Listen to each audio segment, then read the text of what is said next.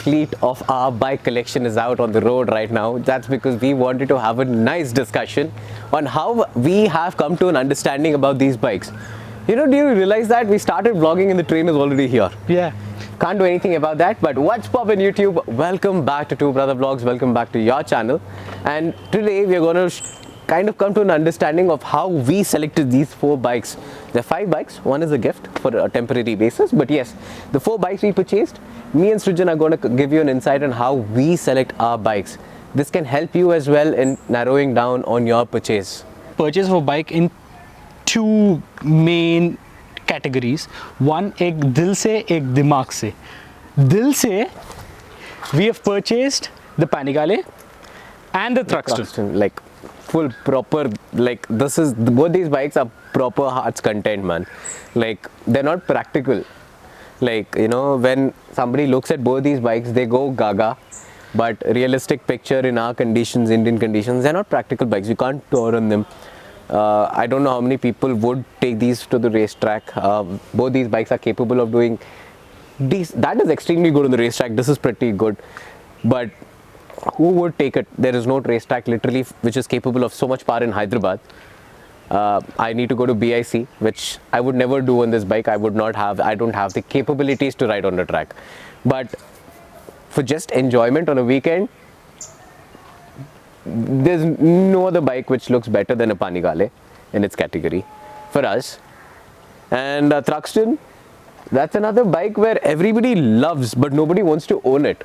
Like the Triumph Classic bikes sell like hotcakes, but the Thruxton for some reason or practical reasons is never sold or was never sold in India as well. Bike right here was 15 to 16 lakhs on road, and that bike right there, you can buy it for 24 lakhs. At that rate, you can buy an S1000RR, which is more power, bigger bike.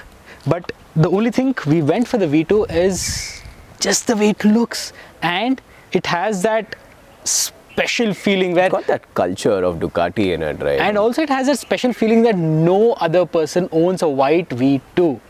It's a very unique and rare bike. And also the Thruxton. There are not many Thruxtons in India, let alone in Hyderabad. Absolutely. Probably 2, 3 or 4, that's it. And with a red cowl, Hyderabad there are none. Yeah, this is the only one. And that's the only white V2 in Hyderabad. So we wanted that exclusive wala feeling, and even after purchasing, even after owning these bikes after so long, like, that is 5 years old now. Yeah, we still drool over these bikes. Like even now when I take this bike on the road, everybody turns around and they'll be like, wow.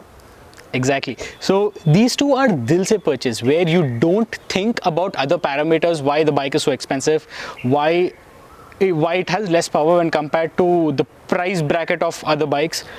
These two, such bikes are, you know, you like it and you take it.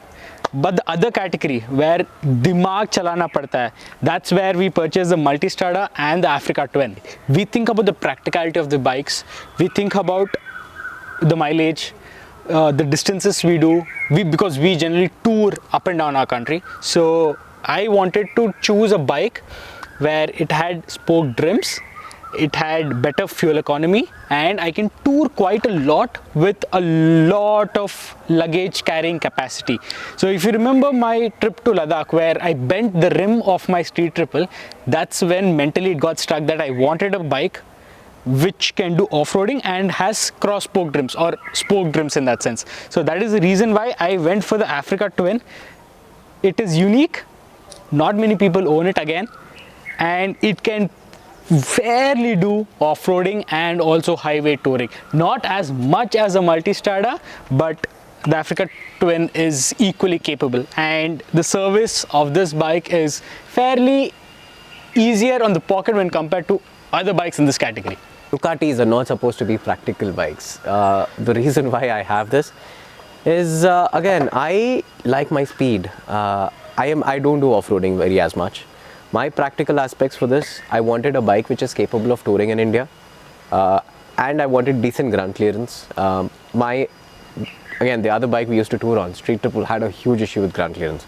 So we didn't want to, struggle when you're going a little bit off-road, but I wanted a more road-oriented bike which is capable of going a zillion miles per hour practically. And I found no other option better than this for myself. Mileage was not a very big factor because all these big capacity bikes almost give around plus minus 5-10% of each other. But my aspect was good road manners, great presence, and the heritage of Ducati along with the practicality of this Multistrada. The thing which we agree on while purchasing a bike is that whenever we don't want that bike to be part of, you know, I won't say cult, a part of a group, A mainstream. a mainstream group. machine. That is the main reason why, one of the main reasons why we never opted for the 1250 GS and also the S1000RR. Both those two bikes are extraordinary, and I would say they're one of the best in the category there is. These are the other alternatives which we have, so that actually narrowed down and removed the option of purchasing those two bikes instead of the bikes which we have here. So again, when you are choosing your own bike, there are multiple things what you need to actually choose. One is what is your purpose of it? Is it a daily commute? Not just talking about big bikes, even if it's a small capacity, even if it's a 100cc bike, it's very important to understand what your requirement is. Whether you want to daily commute on it, go for your weekends just for a fun on it, and your daily driver is going to be that, or just for a weekend fun kind of a machine, or you plan to do off-roading. There are bikes now in this world for every single category out there. So it's very important for you to understand what is your requirement more than anything else. And also, if you've already purchased a bike which you like, either you purchase from your heart or from your mind, do let us know down in the comment section that which bike you ride and why do you like that bike so much. And how did you choose that bike? Let us know in the comment section. So let everyone see, and it will probably help them and narrow down the dream bike or dream purchase which they plan to do. It's very, each human is very different. How an individual selects what they like is quite different. Like you see here, except Srujan is not a very big fan of the Multi, very honestly. I am not a very big fan of the Africa Twin.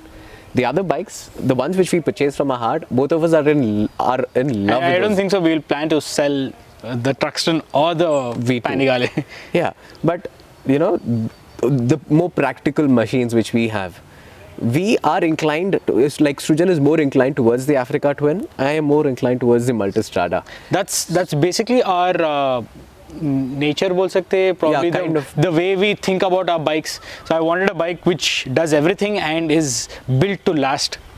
Rohit likes his bikes to have a good heritage, good value, good presence. Think about your purchase. I would say that if you plan to tour quite a lot, then adventure tourers are the best way to purchase and have fun on that bike, because the bikes can take it all. And if you want part touring, part city, then sports tourers or nakeds. Both of them kind of fall in a similar category depending on where you're planning to go.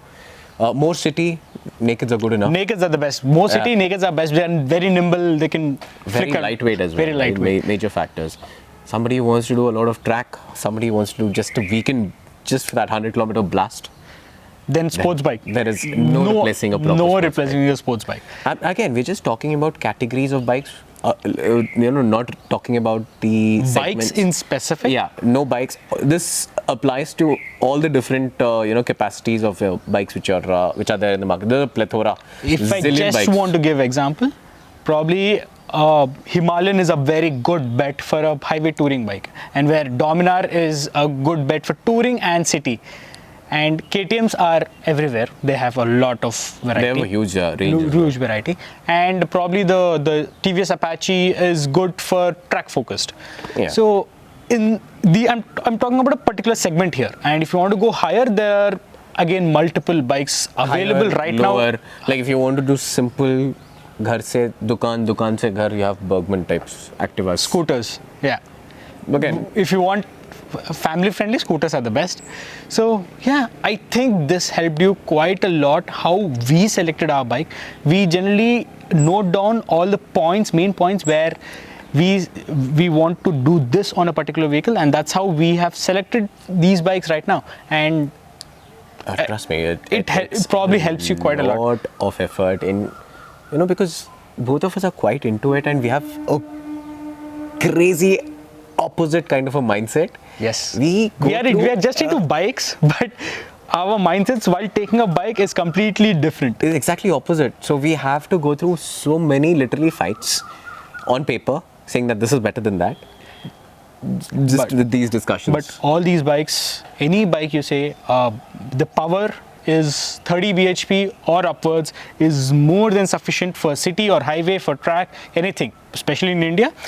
Anything upwards of 30 to 40 bhp, it's just an overkill, and whatever you want to take. Yeah, that doesn't mean that we don't enjoy the 150, 200 horsepower on these machines. We do enjoy quite a lot. But for practical aspects, 30, I would say, he says 30, I would say 40.